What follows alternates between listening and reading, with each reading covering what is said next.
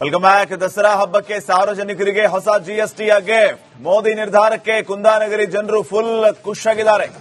ಪ್ರಧಾನಿಗೆ ಅಭಿನಂದನೆಯನ್ನ ಸಲ್ಲಿಸಿದ್ದಾರೆ. ಬೆಳಗಾವಿಯ ಜನ ಎರಡೇ ಸ್ಲ್ಯಾಬ್ಗಳಲ್ಲಿ ಜಿಎಸ್ಟಿ ಸಂಗ್ರಹಕ್ಕೆ ನಿರ್ಧಾರ ಮಾಡಲಾಗಿದೆ. ಇದು ದೇಶಕ್ಕಾಗಿ ದೀಪಾವಳಿ ಗಿಫ್ಟ್ ಅಂತಾನೂ ಕೂಡ ಸರ್ಕಾರ ಹೇಳಿದೆ. ಹೊಸ ಜಿಎಸ್ಟಿ ಸ್ಲ್ಯಾಬ್ಗಳಿಂದ ಬಡ ಜನರಿಗೆ ಅನುಕೂಲ ಆಗಲಿಕ್ಕಿದೆ. ಬಡ ಜನರ ಮೇಲಿರುವಂತಹ ಜಿಎಸ್ಟಿ ಹೊರೆ ತಪ್ಪುತ್ತೆ. ದೇಶದ ಜಿಡಿಪಿ ಬೆಳವಣಿಗೆಗೂ ಕೂಡ ಇದು ಪೂರಕ ಆಗಿರಲಿಕ್ಕಿದೆ. ಹಾಗಿದ್ರೆ ಪ್ರಧಾನಿ ನರೇಂದ್ರ ಮೋದಿ ನೇತೃತ್ವದ ಸರ್ಕಾರದಿಂದ ದೀಪಾವಳಿಗೆ ಜಿಎಸ್ಟಿ ಗಿಫ್ಟ್ ವಿಚಾರಕ್ಕೆ ಬೆಳಗಾವಿ ಜನ ಏನ್ ಹೇಳ್ತಾರೆ ಬನ್ನಿ ಕೇಳೋಣ.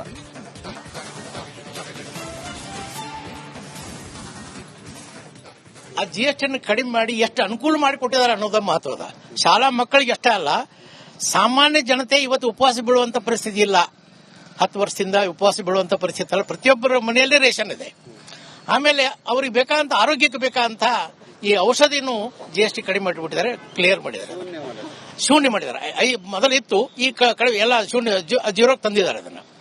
ಆಮೇಲೆ ಆಹಾರ ಸಾಮಗ್ರಿ, ಹಣ್ಣು, ತರಕಾರಿ, ಹಾಲು ಇದೆಲ್ಲ ಏನದ ತರಕಾರಿ ಇದು ವಿನಾಯಿತಿ ಕೊಟ್ಟಾರಲ್ಲ, ಅದರಿಂದ ಸಾಮಾನ್ಯ ಜನತೆಗೆ ಬಹಳ ಇದು ಉಪಯೋಗ ಆಗ್ತದೆ ಅನ್ನುವಂಥ ಮಾತನ್ನು ಇಲ್ಲಿ ಹೇಳಿ ಬಯಸ್ತೇನೆ. ಆಮೇಲೆ ಈ 10 ವರ್ಷದಲ್ಲಿ ಆದಂತ ಒಂದು ಡೆವಲಪ್ಮೆಂಟು ಯಾವ ದೇಶದಲ್ಲೂ ಆಗಿಲ್ಲ ಅಂತ ನನಗನ್ನಿಸ್ತದೆ. ಯಾಕಂದ್ರೆ ನೋಡಿ, ಮೊಟ್ಟ ಮೊದಲನೇದಾಗಿ ಈಗ ಟ್ರಂಪ್ ಅವರು ಭಾರತದಿಂದ ಎಕ್ಸ್ಪೋರ್ಟ್ ಆಗುವ ವಸ್ತುಗಳ ಮೇಲೆ 50% ಸ್ಲ್ಯಾಬ್ ಅನ್ನ ಹೇರಿದ್ರು. ಅದರಿಂದ ಭಾರತದ ಆರ್ಥಿಕತೆ ಕುಸಿದು ಹೋಗ್ತದೆ, ಭಾರತದ ಆರ್ಥಿಕತೆಗೆ ಹಿನ್ನಡೆಗೆ ಆಗ್ತದೆ ಅನ್ನುವಂತ ಬಹಳಷ್ಟು ಮಾತುಗಳನ್ನು ಹೇಳ್ತಾ ಇದ್ರು. ಭಾರತ ಎಲ್ಲೂ ಜಗ್ಗಿಲ್ಲ, ಬಗ್ಗಿಲ್ಲ.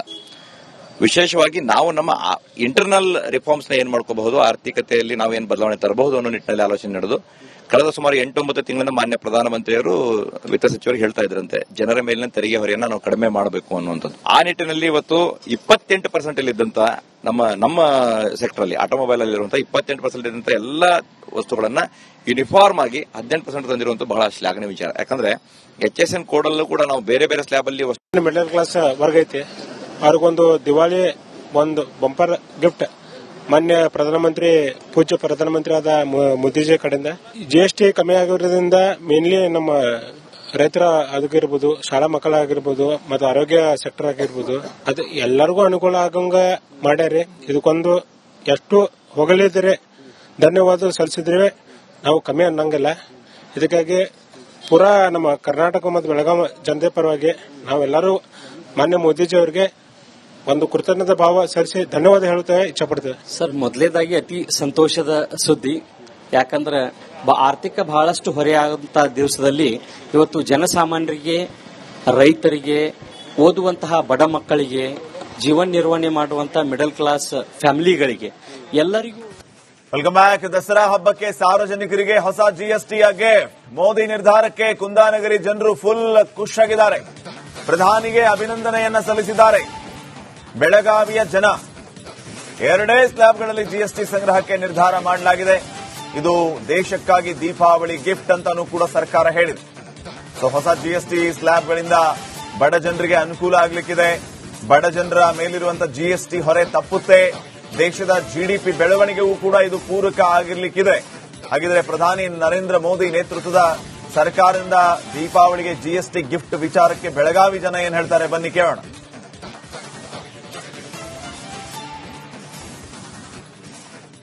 ಆ ಜಿಎಸ್ಟಿಯನ್ನು ಕಡಿಮೆ ಮಾಡಿ ಎಷ್ಟು ಅನುಕೂಲ ಮಾಡಿಕೊಟ್ಟಿದ್ದಾರೆ ಅನ್ನೋದು ಮಹತ್ವದ. ಶಾಲಾ ಮಕ್ಕಳಿಗೆ ಅಷ್ಟೇ ಅಲ್ಲ, ಸಾಮಾನ್ಯ ಜನತೆ ಇವತ್ತು ಉಪವಾಸ ಬೀಳುವಂತ ಪರಿಸ್ಥಿತಿ ಇಲ್ಲ. 10 ವರ್ಷದಿಂದ ಉಪವಾಸ ಬೀಳುವಂತ ಪರಿಸ್ಥಿತಿ ಅಲ್ಲ. ಪ್ರತಿಯೊಬ್ಬರ ಮನೆಯಲ್ಲೇ ರೇಷನ್ ಇದೆ. ಆಮೇಲೆ ಅವ್ರಿಗೆ ಬೇಕಾದಂತ ಆರೋಗ್ಯಕ್ಕೆ ಬೇಕಾದಂತ ಈ ಔಷಧಿನೂ ಜಿಎಸ್ಟಿ ಕಡಿಮೆ ಮಾಡಿಬಿಟ್ಟಿದ್ದಾರೆ, ಕ್ಲಿಯರ್ ಮಾಡಿದ್ದಾರೆ, ಶೂನ್ಯ ಮಾಡಿದ್ದಾರೆ. ಮೊದಲಿತ್ತು, ಈ ಕಡಿಮೆ ಎಲ್ಲ ಶೂನ್ಯ ಜೀರೋಕ್ಕೆ ತಂದಿದ್ದಾರೆ ಅದನ್ನ. ಆಮೇಲೆ ಆಹಾರ ಸಾಮಗ್ರಿ, ಹಣ್ಣು, ತರಕಾರಿ, ಹಾಲು ಇದೆಲ್ಲ ಏನದ ತರಕಾರಿ ಇದು ವಿನಾಯಿತಿ ಕೊಟ್ಟಾರಲ್ಲ, ಅದರಿಂದ ಸಾಮಾನ್ಯ ಜನತೆಗೆ ಬಹಳ ಇದು ಉಪಯೋಗ ಆಗ್ತದೆ ಅನ್ನುವಂಥ ಮಾತನ್ನು ಇಲ್ಲಿ ಹೇಳಿ ಬಯಸ್ತೇನೆ. ಆಮೇಲೆ ಈ 10 ವರ್ಷದಲ್ಲಿ ಆದಂತ ಒಂದು ಡೆವಲಪ್ಮೆಂಟು ಯಾವ ದೇಶದಲ್ಲೂ ಆಗಿಲ್ಲ ಅಂತ ನನಗನ್ನಿಸ್ತದೆ. ಯಾಕಂದ್ರೆ ನೋಡಿ, ಮೊಟ್ಟ ಮೊದಲನೇದಾಗಿ ಈಗ ಟ್ರಂಪ್ ಅವರು ಭಾರತದಿಂದ ಎಕ್ಸ್ಪೋರ್ಟ್ ಆಗುವ ವಸ್ತುಗಳ ಮೇಲೆ 50% ಸ್ಲ್ಯಾಬ್ ಅನ್ನ ಹೇರಿದ್ರು. ಅದರಿಂದ ಭಾರತದ ಆರ್ಥಿಕತೆ ಕುಸಿದು ಹೋಗ್ತದೆ, ಭಾರತದ ಆರ್ಥಿಕತೆಗೆ ಹಿನ್ನಡೆಗೆ ಆಗ್ತದೆ ಅನ್ನುವಂತ ಬಹಳಷ್ಟು ಮಾತುಗಳನ್ನು ಹೇಳ್ತಾ ಇದ್ರು. ಭಾರತ ಎಲ್ಲೂ ಜಗ್ಗಿಲ್ಲ, ಬಗ್ಗಿಲ್ಲ.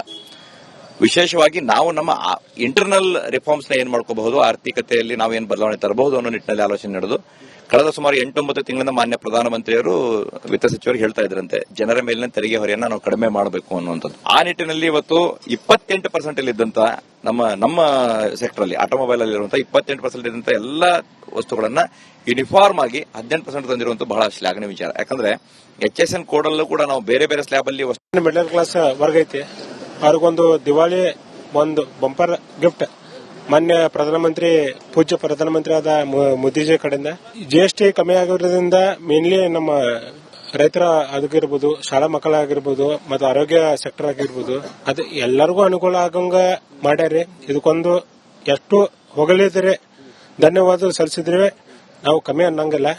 ಇದಕ್ಕಾಗಿ ಪೂರಾ ನಮ್ಮ ಕರ್ನಾಟಕ ಮತ್ತು ಬೆಳಗಾವಿ ಜನತೆ ಪರವಾಗಿ ನಾವೆಲ್ಲರೂ ಮಾನ್ಯ ಮೋದಿಜಿ ಅವರಿಗೆ ಒಂದು ಕೃತಜ್ಞತಾ ಭಾವ ಸಲ್ಲಿಸಿ ಧನ್ಯವಾದ ಹೇಳುತ್ತೇವೆ, ಇಚ್ಛಪಡ್ತೇವೆ. ಸರ್, ಮೊದಲೇದಾಗಿ ಅತಿ ಸಂತೋಷದ ಸುದ್ದಿ. ಯಾಕಂದ್ರೆ ಆರ್ಥಿಕ ಬಹಳಷ್ಟು ಹೊರೆಯಾದಂತಹ ದಿವಸದಲ್ಲಿ ಇವತ್ತು ಜನಸಾಮಾನ್ಯರಿಗೆ, ರೈತರಿಗೆ, ಓದುವಂತಹ ಬಡ ಮಕ್ಕಳಿಗೆ, ಜೀವನ ನಿರ್ವಹಣೆ ಮಾಡುವಂತಹ ಮಿಡಲ್ ಕ್ಲಾಸ್ ಫ್ಯಾಮಿಲಿಗಳಿಗೆ ಎಲ್ಲರಿಗೂ ವೆಲ್ಕಮ್ ಬ್ಯಾಕ್. ದಸರಾ ಹಬ್ಬಕ್ಕೆ ಸಾರ್ವಜನಿಕರಿಗೆ ಹೊಸ ಜಿಎಸ್ಟಿಯ ಗಿಫ್ಟ್. ಮೋದಿ ನಿರ್ಧಾರಕ್ಕೆ ಕುಂದಾನಗರಿ ಜನರು ಫುಲ್ ಖುಷ್ ಆಗಿದ್ದಾರೆ. ಪ್ರಧಾನಿಗೆ ಅಭಿನಂದನೆಯನ್ನ ಸಲ್ಲಿಸಿದ್ದಾರೆ. ಬೆಳಗಾವಿಯ ಜನ 2 ಸ್ಲ್ಯಾಬ್ಗಳಲ್ಲಿ ಜಿಎಸ್ಟಿ ಸಂಗ್ರಹಕ್ಕೆ ನಿರ್ಧಾರ ಮಾಡಲಾಗಿದೆ. ಇದು ದೇಶಕ್ಕಾಗಿ ದೀಪಾವಳಿ ಗಿಫ್ಟ್ ಅಂತಾನೂ ಕೂಡ ಸರ್ಕಾರ ಹೇಳಿದೆ. ಸೊ ಹೊಸ ಜಿಎಸ್ಟಿ ಸ್ಲ್ಯಾಬ್ಗಳಿಂದ ಬಡ ಜನರಿಗೆ ಅನುಕೂಲ ಆಗಲಿಕ್ಕಿದೆ. ಬಡ ಜನರ ಮೇಲಿರುವಂತಹ ಜಿಎಸ್ಟಿ ಹೊರೆ ತಪ್ಪುತ್ತೆ. ದೇಶದ ಜಿಡಿಪಿ ಬೆಳವಣಿಗೆಗೂ ಕೂಡ ಇದು ಪೂರಕ ಆಗಿರ್ಲಿಕ್ಕಿದೆ. ಹಾಗಿದ್ರೆ ಪ್ರಧಾನಿ ನರೇಂದ್ರ ಮೋದಿ ನೇತೃತ್ವದ ಸರ್ಕಾರದಿಂದ ದೀಪಾವಳಿಗೆ ಜಿಎಸ್ಟಿ ಗಿಫ್ಟ್ ವಿಚಾರಕ್ಕೆ ಬೆಳಗಾವಿ ಜನ ಏನ್ ಹೇಳ್ತಾರೆ, ಬನ್ನಿ ಕೇಳೋಣ.